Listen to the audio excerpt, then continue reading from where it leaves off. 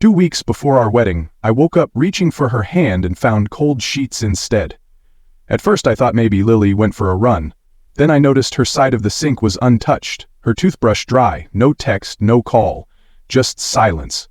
Her phone went straight to voicemail. By sunset I was calling hospitals. By midnight I was staring at the front door like it might give me an answer. Then at 4 a.m., half dead from worry, I opened Instagram, and there she was, laughing in some bar, cocktail in hand, surrounded by her college friends, one arm wrapped around her ex. And the kicker? The bar was in Spain. Spain, while I was picking out centerpieces, she'd boarded a plane without a word. That was the moment I stopped spiraling and started planning.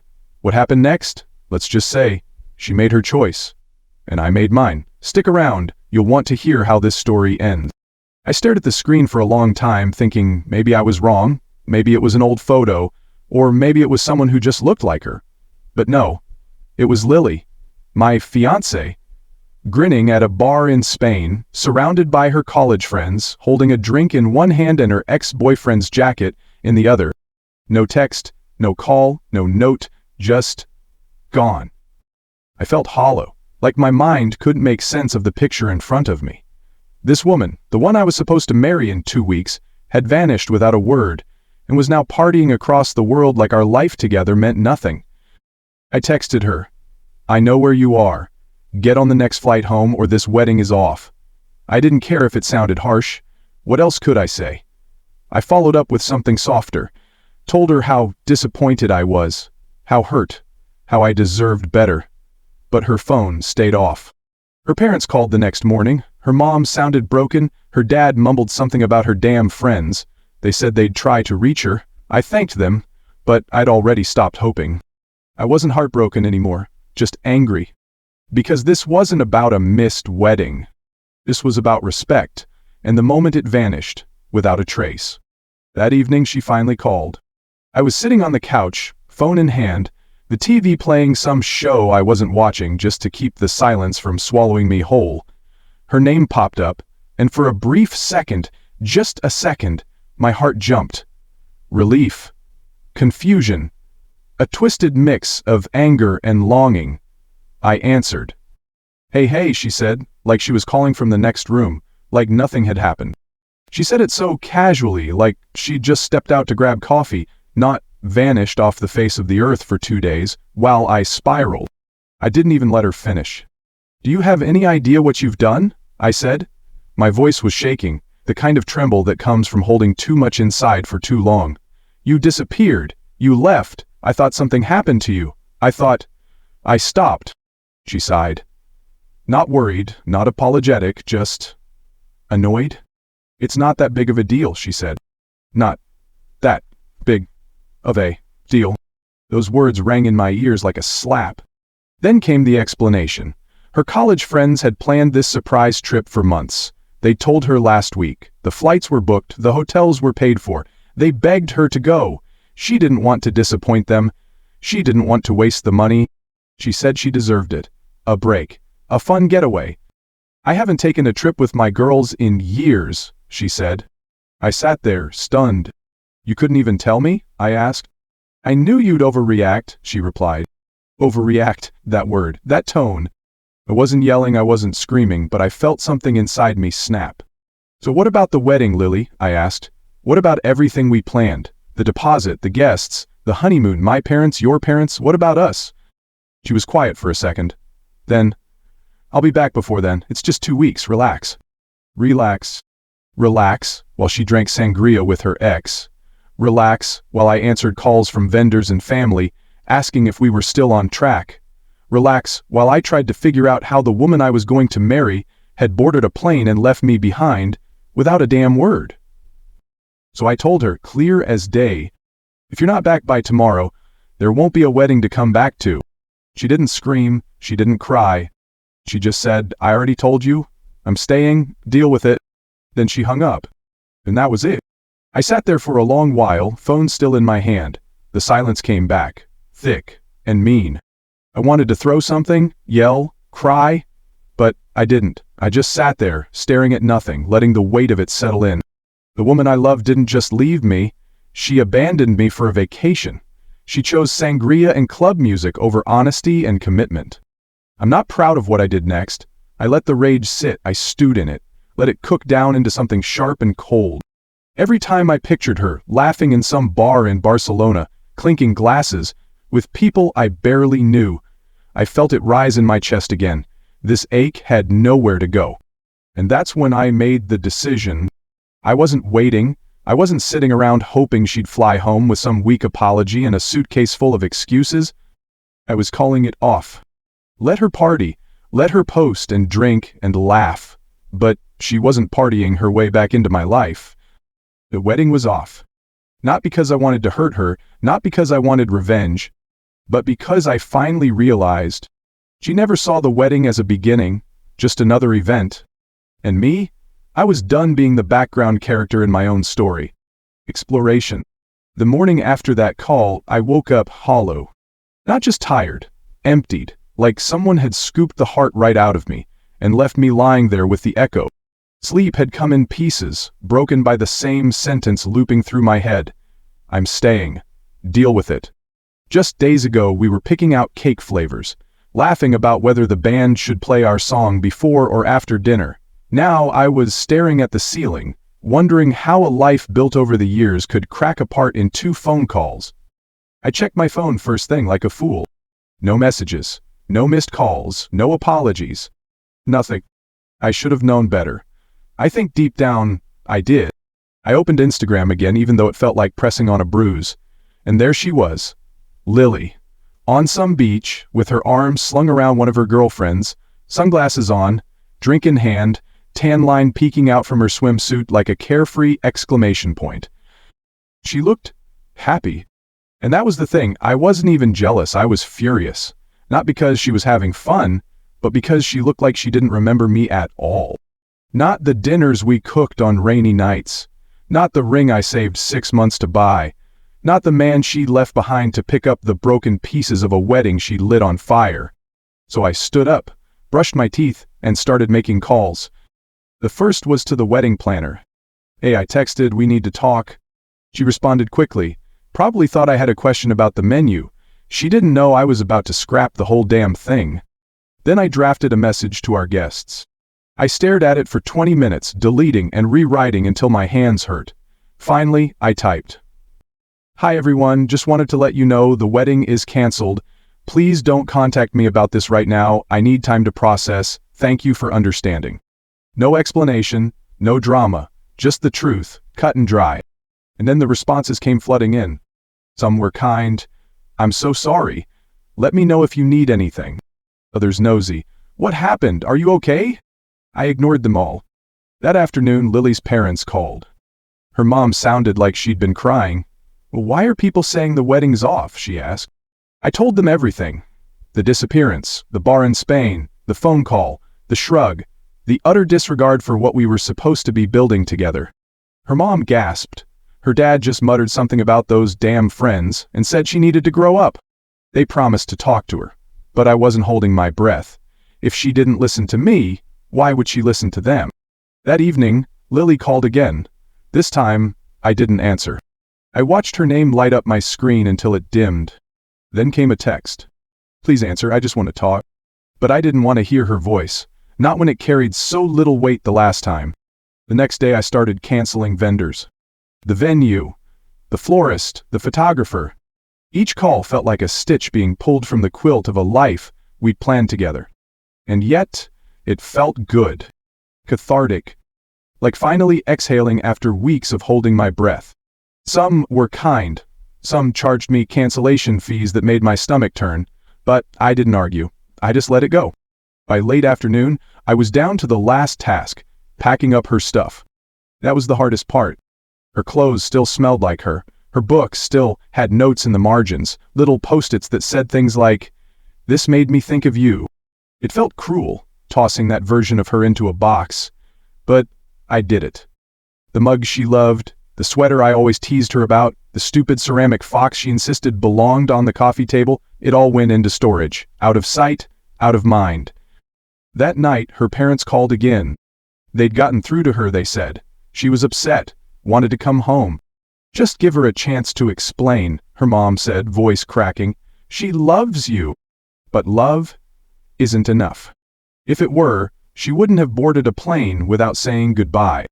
If she comes back, I told them, she's welcome to go home. But she won't be coming home to me. And that was the end of it.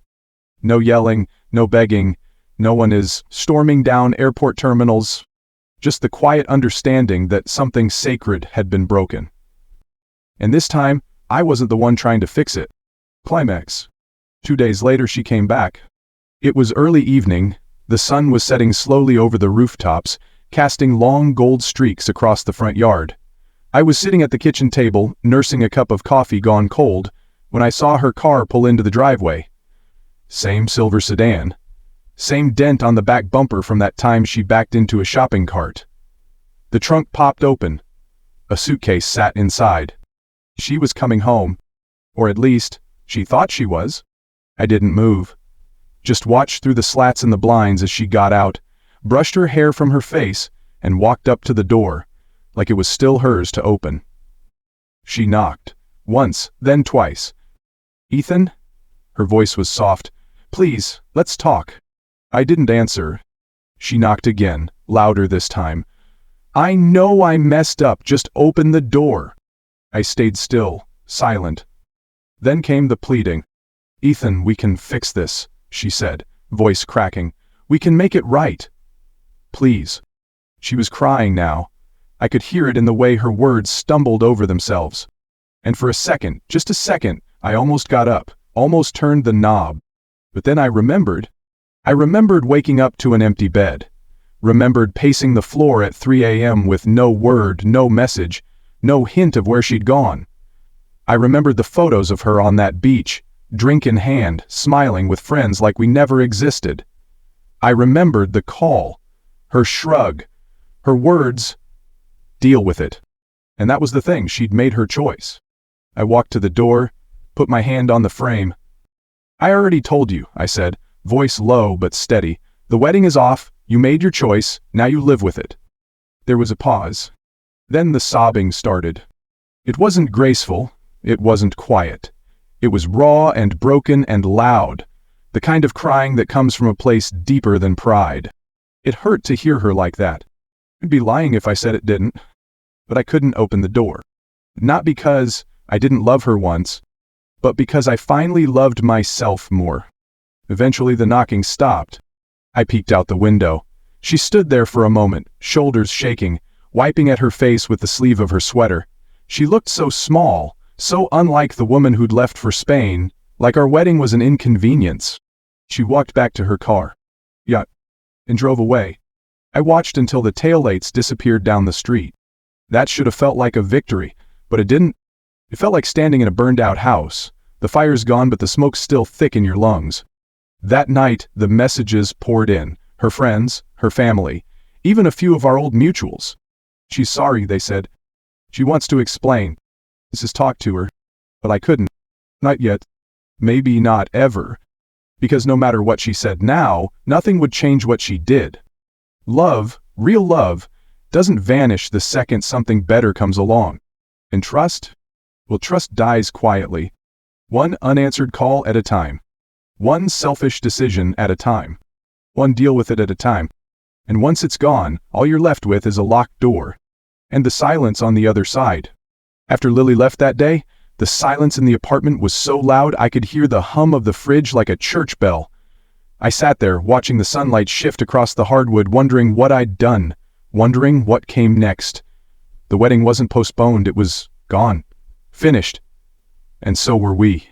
At first I felt relief. Strange, unexpected. Like finally setting down a heavy box you didn't know was hurting your back. No more waiting for apologies. No more explaining to people who didn't care to understand. But that didn't last long. Everywhere I looked, there were reminders. The coffee mug is still in the sink. The magnet from Nashville stuck to the fridge. The picture on the hallway wall from her cousin's wedding. The one where we're laughing, arms wrapped tight around each other like we'd figured it all out. The apartment felt like it was sneering at me. I couldn't bring myself to throw it all out, so I shoved everything into the spare room, closed the door, and pretended it didn't exist. Then the messages started. People I hadn't spoken to in months suddenly had opinions. Some offered sympathy. "So sorry, man. Let me know if you need anything." Others, not so much. A mutual friend messaged, "She didn't cheat. She just took a trip." Don't you think you're overreacting? That word, overreacting? It haunted me, like an echo. This wasn't about a vacation. This was about being left behind, without a word, like I didn't matter. And when I found her, she didn't even apologize, just shrugged and told me to deal with it. So, yeah, I was done dealing. I started responding to the pushier friends. She made her choice. She has to live with it. Her parents called every day. Her mom's voice sounded like she hadn't stopped crying since the day Lily came back. "She's devastated," Susan would say. "She made a mistake." Her dad, Robert, tried a different angle. Guilt. "You've been together 6 years. You're throwing it all away over one bad decision?" But it wasn't one. It was all the little ones. Every time, she picked distance over closeness. Every time, she shrugged instead of speaking. Every time, she made me feel like I was asking too much for wanting honesty. Eventually, my parents got involved. I don't know who called them, but one night my mom texted, "We need to talk." When I called, she cut straight to it. "Why is the wedding canceled?" I told her, tried to explain, but she didn't hear it. She interrupted. She scolded. She begged me to just forgive and move on. I said, "It's not about forgiveness, Mom. It's about respect," and she didn't give me any. She sighed. "You're making a mistake." That was the end of that call. A few days later, I got an email from Lily's college friends, not a message, not a DM, a full email like it was a job application. They said they were sorry, but as I read, it became clear they weren't apologizing, they were shifting the blame. She was stressed. We thought a trip would help her relax. We didn't think you'd react like this. React. Like I was the problem. They admitted they told her to ignore my texts. We figured you'd cool off once you got back. Cool off. Like I was a toddler throwing a tantrum. I didn't finish the email, deleted it, blocked them. By the end of that week, I hit a wall. I texted Lily's parents and said she could come and get her stuff. I wouldn't be there. I didn't want another scene. Susan begged me. She's not sleeping, she's not eating, just talk to her. I told her the truth. She needed to talk before she got on that plane. That shut her up. Lily texted the next day, "Can we talk?" I replied, "I'm sorry, it's too late." She didn't respond. When she came to pick up her stuff, I stayed out. Her dad carried boxes to the car while I sat in the bedroom, listening to each step on the stairs like it was nails in a coffin. When they were done, Robert came to the door. He shook my hand. "Sorry it had to end like this," he said. "Me too," I replied. Lily didn't speak, just got in the car. That night, I sat in the quiet and pulled out one of the old photo albums. We looked so happy in those pictures, like kids playing pretend, convinced they knew what love was. I couldn't bring myself to throw them away, so I packed them into a box and stuffed it in the closet. The days that followed were quiet, but not peaceful. I kept waiting to feel free, but mostly I just felt untethered. I stopped checking social media, stopped answering unknown numbers, started saying no to the people who kept dragging me back into the mess. I leaned into work, took every shift, stayed late. I started going to the gym, not for revenge, not to win the breakup, just because I needed something to do that wasn't lying on the couch trying not to cry. A few weeks later, Lily's dad texted, "She wants one conversation for closure." I laughed when I read it, bitterly. She didn't care about closure when she disappeared. Now she wanted it? I didn't reply. A month later, I saw her at a coffee shop. She was sitting by the window, looked tired, older, like life had taken a little of her shine. We locked eyes, she waved, I walked over. She said, "Hey." We chatted, brief, polite, like two strangers who once shared a life. And when I walked away, I didn't feel sad. I didn't feel angry. I just felt done. After that, I thought about her less and less. I started therapy. I started living for myself again. I ran in the mornings, took a cooking class, made new friends, spent holidays with people who respected my peace. 6 months later, she sent me a text. "Hope you're doing well." I replied, "I am. Hope you are too." She didn't respond, and that was fine. A year after the wedding that wasn't, I saw her again at a mutual friend's reception. We were both with someone new. We smiled, didn't speak. And that night, as I danced with Chloe, the woman who truly sees me, I realized something. I wasn't mourning Lily anymore. I wasn't even thinking about her. Sometimes letting go isn't about giving up. It's about permitting yourself to move forward, even if it hurts. And sometimes, that's the only way to find peace. And if you've made it this far, thank you. I told you at the beginning that her worst nightmare came true, and it did. But more importantly, I hope you see this wasn't just about betrayal or broken plans. It was about learning to choose yourself when no one else will. If you've ever been left behind, ghosted, or made to feel like your emotions were too much, I want you to know this. You are not alone. You are not crazy. And you are not overreacting for asking to be respected. If this story hit home for you, I'd love for you to leave a comment below. Whether it's your own experience, your thoughts on the story, or just a message to someone else who needs to hear it, your words might help more than you know. Please consider subscribing if you'd like to hear more stories like this. Real voices, real heartbreak, real healing. And if someone you know is going through something similar, share this video with them. Sometimes hearing a story that sounds like your own is the first step toward leaving the pain behind.